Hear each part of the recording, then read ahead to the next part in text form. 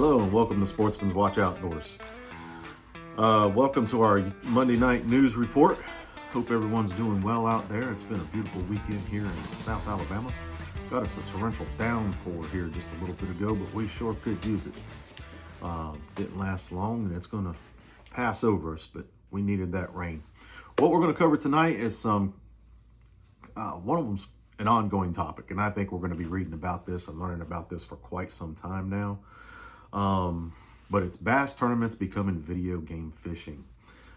We are talking about the forward-facing sonar. That's just been an ongoing issue, and I believe it's going to be for a long time because with AI and drones and forward-facing sonar and everything else that is being used in the sportsman's industry nowadays, technology is going to be an ongoing issue. One of the articles I'm following right now, a growing number of pro anglers are saying modern tournament fishing is becoming more about staring at electronics than reading water conditions, structure, grass lines, and seasonal fish movement. Younger anglers are learning live scope and active target before they even learn traditional offshore fishing techniques. Some veterans of the sport are arguing that it moves instinct, it removes instinct and experience. I'm going to have to agree with that because they're not having to learn weather patterns and, like it says, the grass lines and all the things that we had to learn before electronics came along, and how to find the fish where the beds were at and where the fish are, pre-spawn, and all the different things that you had to learn to be a good fisherman before all these electronics came along. And then the fish finder came along and made things easier. But now with the forward-facing sonar, you can basically tell how big the fish is, whether you want to go after him or not, or keep on moving. So it's going to be an ongoing battle. The old timers or traditional fishermen are saying it removes instinct and experience, and I'm going to have to go with that a little bit on that. And spectators don't enjoy watching anglers stare at screens because they're not out there fishing and pulling one in to see if it's a big enough fish. They're out there looking for the big fish and then they go after it. So for spectators, it's getting kind of boring. It pressures average fishermen to spend thousands on electronics, and man, them things they get costly. I mean, a good regular fish finder, not even forward-facing sonar and some of that fancier stuff that's out now, that stuff's expensive. But competing at that level, at the professional level in the bass anglers world, that's just, it comes with the territory. Guys are spending 80 grand on a boat and some more. And a lot of that is in the electronics. Something else that's going on down my way actually is outboard thefts are rising in the Southeast.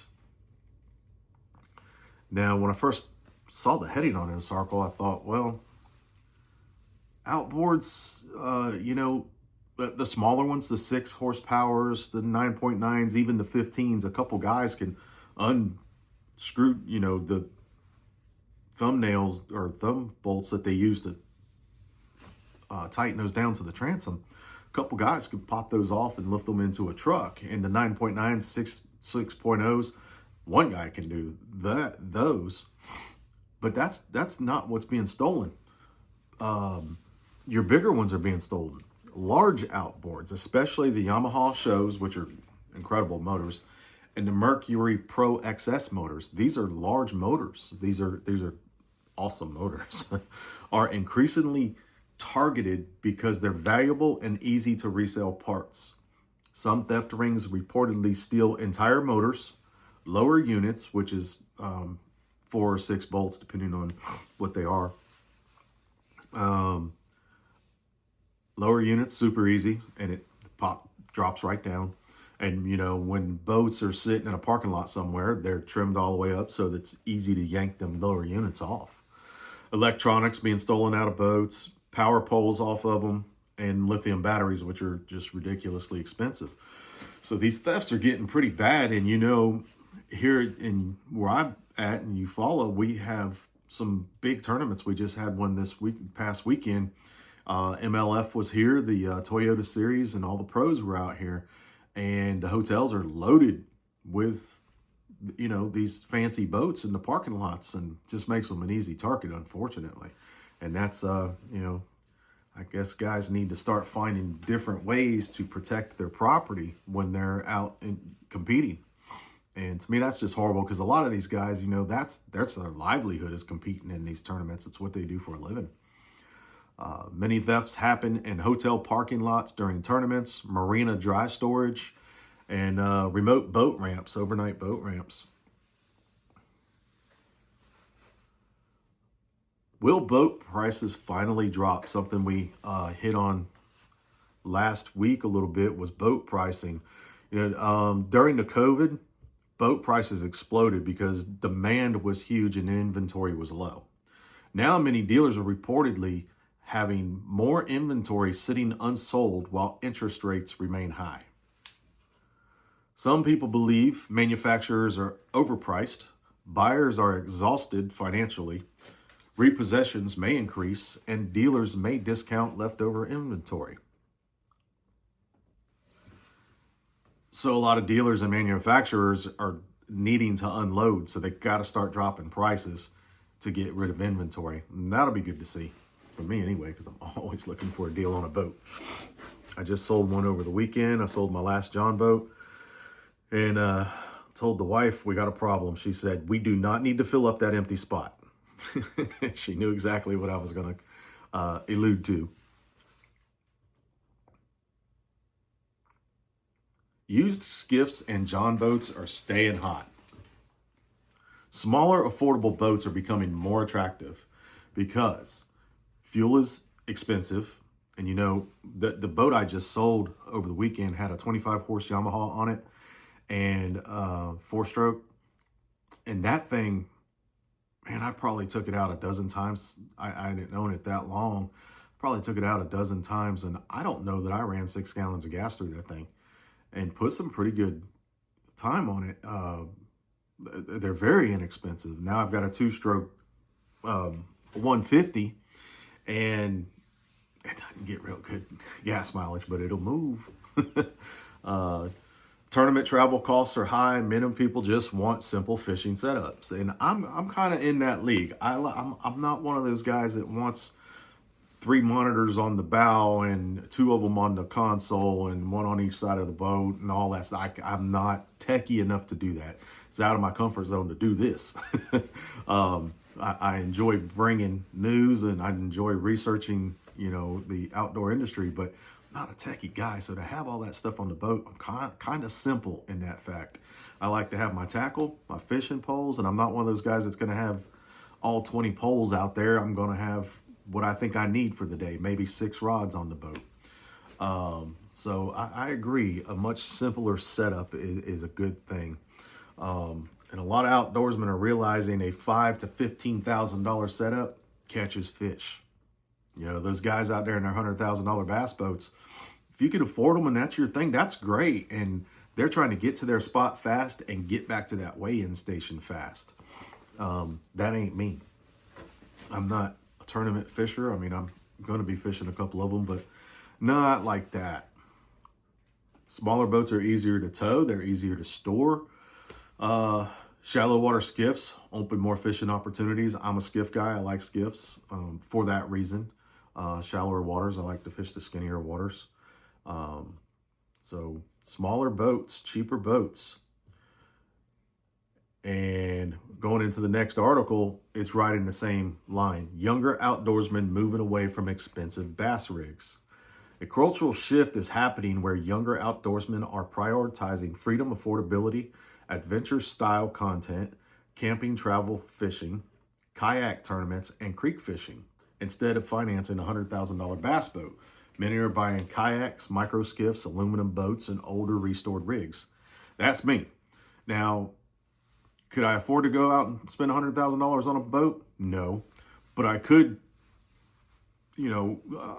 afford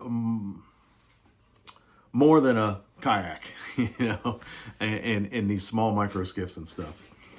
But I've got 4 kayaks out there right now because me and my wife love it, and I love fishing off of a kayak. It's there's just something relaxing about being on the water on that kayak. It's nice and peaceful. You're just kind of drifting along fishing. I've music junkie, so I've always got my little radio on. It's just relaxing. Plus, if you want to get up in those little creeks that you have a hard time getting your boats into, kayak's the way to do it. So I'm in that park right there with the cheaper boats and smaller boats. I say that, but I'm already looking at bigger boats. Don't tell the wife. And social media plays a big role in this because realistic outdoors content performs better with younger audiences than the flashy tournament lifestyles sometimes do. So they see the cheaper, easier rigs, and they're like, hey, I can afford that and I can do that. And it appeals to them. But, you know, I see there's some guys I follow on YouTube that have hundreds of thousands of followers. They're tournament guys. They're well off. They can go get whatever boat they want.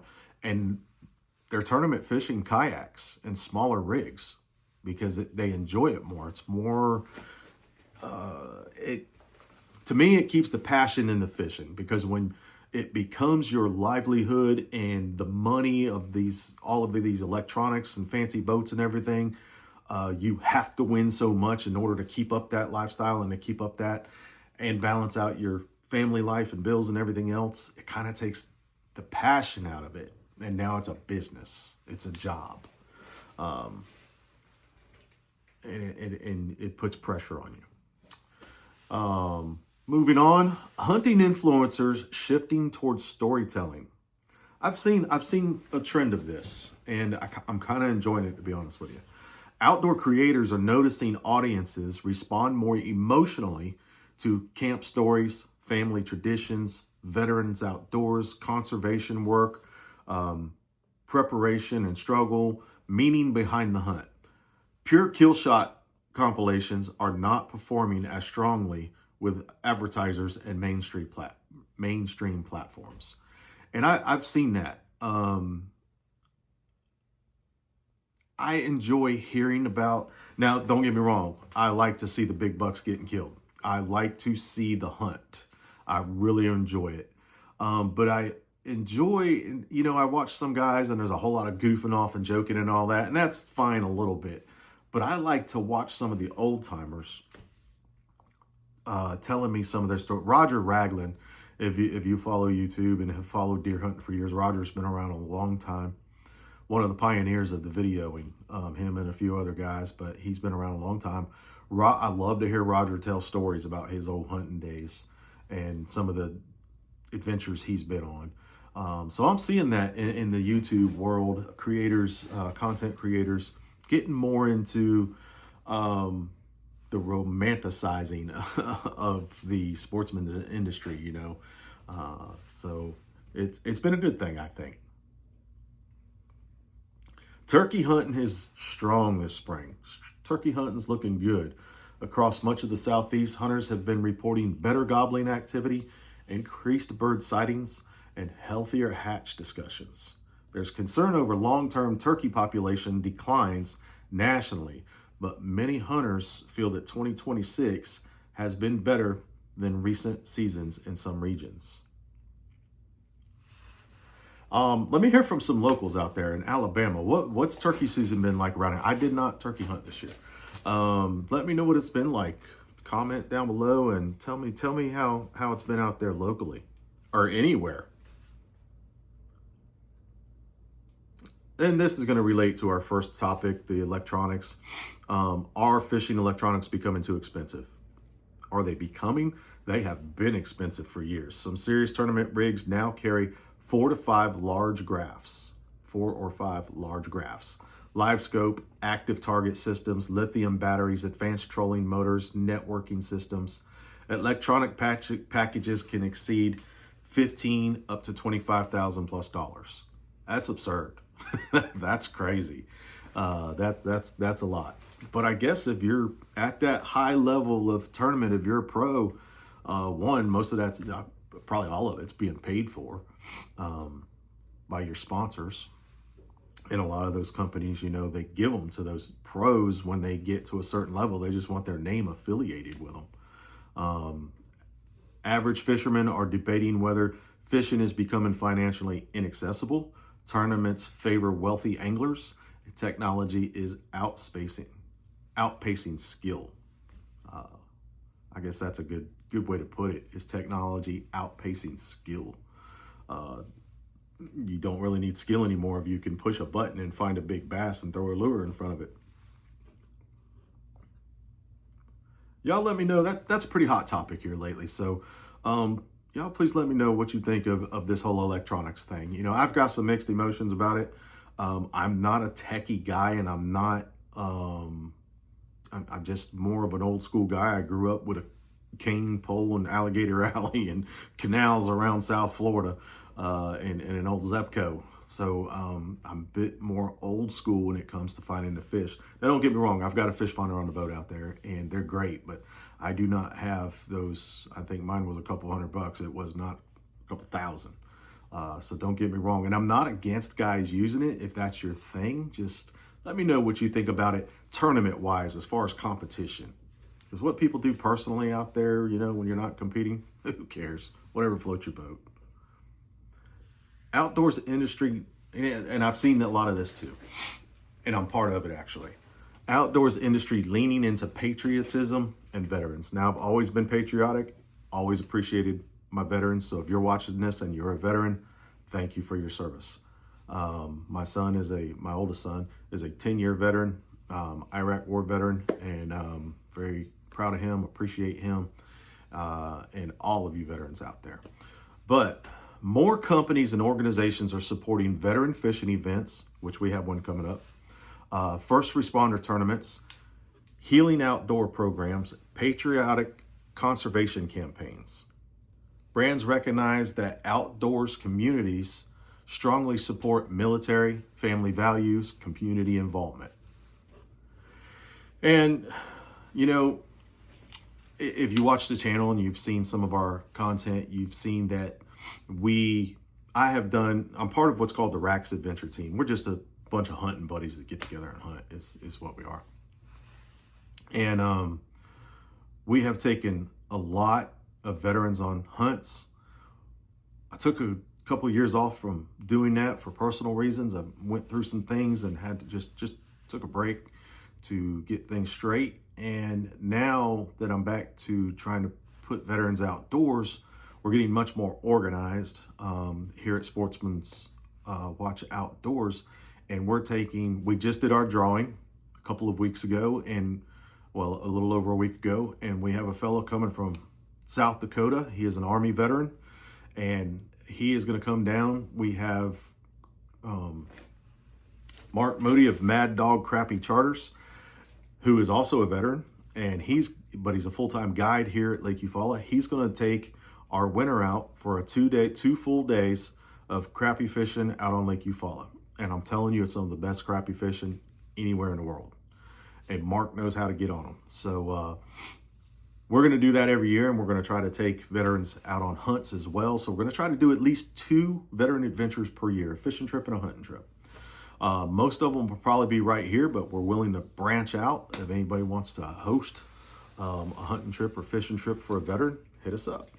But we're seeing a lot of that more in the industry is getting veterans, and not just veterans, but first responders, police, and fire, and outdoors. And I really like that myself. I've enjoyed doing it. We've done it for 10 years now. We've taken veterans to Texas, South Dakota, Florida, Georgia, here in Alabama. Taking them quite a few places. It's just been great. It's always good to show appreciation for our veterans. I really appreciate Veterans Day, but I think we should spend more time showing appreciation for our veterans and what they've done for us and the sacrifices that they made for our country. AI and drones entering the outdoor world. More technology talk. That's funny because I don't like technology. I love it and hate it. I love the convenience of it, that I can get on here and talk to you guys and share some time with you guys. And talk hunting and fishing with people all over the world. I love that. But I'm so bad at dealing with technology. I'm doing good to turn my TV on in here. But I do understand, with the advancements of everything in the world, the importance of the technology. New technologies entering the outdoor industry include AI fishing identification apps, drone scouting. Been seeing that a lot. I don't really, there's something I think it's, you don't want to wound an animal and have them out there in the woods, laying there suffering. You don't want an animal to go to waste. So if you shoot an animal and they get away from you and you're unsure, man, if you can fly a drone over and find them and make sure that animal is either not wounded, you clearly missed, or is wounded, you can put them down quick, or he's dead and you just need to find the animal you're harvesting. Drones are a great way to do it. Now, drone scouting, that's up there with the fish finders, man. When you're flying drones over property, oh, there's that 10 point, that's the 6-pointer over there. He's bedding over there. He's bedding over here. He's running this path. I don't know. Again, that's outpacing the skill set. Again, having to get out there and find the rubs, find the scrapes, find the bedding areas, see where they're feeding at, waiting on the rut to get there. It's, to me, you're missing a lot of the hunt. To me, that's part of the process. That's the hunt. That's the adventure. That's the excitement for me, is finding the deer the old school way, tracking them down, trying to find their patterns and figure them out. But that's just me. To each their own.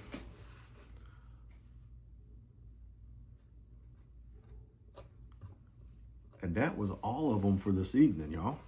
Tell us what you think. Obviously, technology's been a big part of tonight's show, and I'm real curious what I know what some of my buddies that I keep in contact with think about this stuff. But I'm curious, the overall, what do you guys think? Tell me in the comments, what do you think about all this electronics technology and stuff going on these days with drone technology for the hunting and stuff, and the AI technology and everything that we got at our fingertips nowadays, and the forward-facing sonar. I think that's probably the biggest one going on today, because like I said, that forward-facing sonar, you can spot a fish, tell how big it is. Yeah, I want that one. No, I don't want that one. You're basically just picking them out of a catalog, it seems like. That's just my opinion. So tell me what y'all think. Appreciate y'all joining us, and want to remind y'all we are doing a giveaway. 500 subscriptions. As soon as we get 500 subs on here, we're going to give away a custom cooler from Arctic Coolers with your name on it and our custom logo, SWO, Veteran Adventures. We're going to put that on the cooler and send it to a lucky winner. We're going to do that at 500 subscribers and 1,000 subscribers. So give us a like, share, subscribe, help us build this channel up, and we'll continue to try to improve each week and bring you news and what's going on out there in the sportsman's industry. And thank you all for joining, and God bless. Hope you all have a great week.